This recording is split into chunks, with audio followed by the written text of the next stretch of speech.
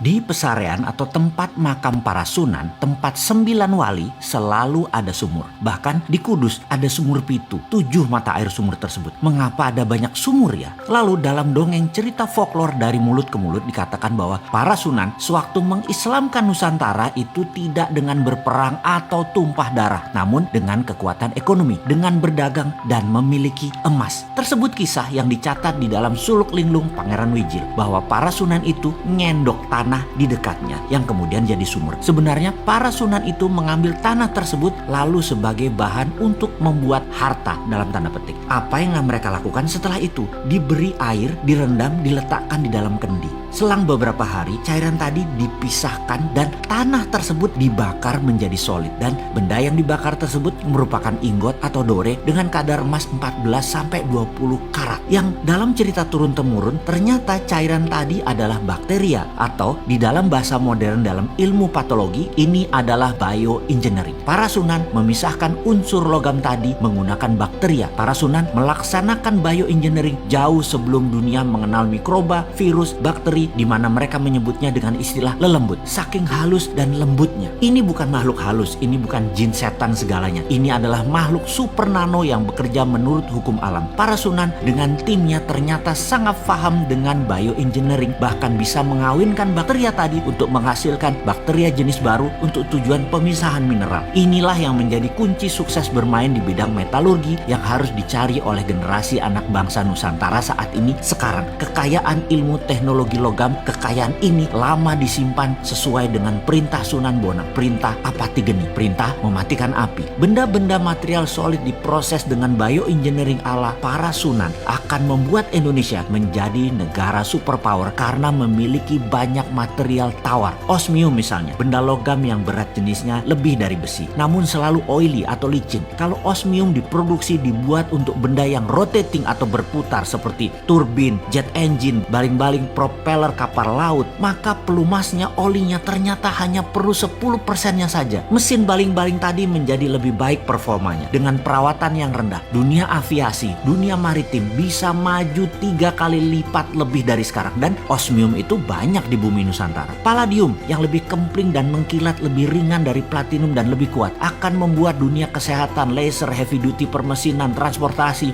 drone menjadi jauh lebih murah. Rhodium bisa minus resistennya penghantarnya, sehingga alat komunikasi bisa lompat cepat, bukan hanya 5G tapi bisa 6G bahkan 10G. Lebih cepat lagi data tertransfer karena resistannya bukan 0, minus bahkan. Thorium membuat listrik tenaga nuklir tidak lagi berbasis uranium yang berbahaya, membuat biaya listrik berbasis minyak bumi batu bara menjadi kemahalan karena dengan thorium per kWh mungkin hanya $0,3, jauh di bawah batu bara yang $0,8, jauh di bawah gas yang $1,1 untuk energi listrik. Semua ini adalah budaya metal, mulai dari metal biasa, metal tanah jarang atau rare earth, hingga precious metal group. Semua ada di tanah air tercinta ini. Sebelum melangkah jauh, kita merenung sejenak menengok apa yang para sunan sudah lakukan untuk anak cucunya, untuk bangsa Indonesia. Bukan hanya nikmat agama Islam, namun budaya luhur, budaya logam diwariskan oleh mereka. Untuk menjadi yang terdepan, warisan beliau-beliau tersebut harus kita pertahankan. Inilah strategi SWF, Sovereign Wealth Fund,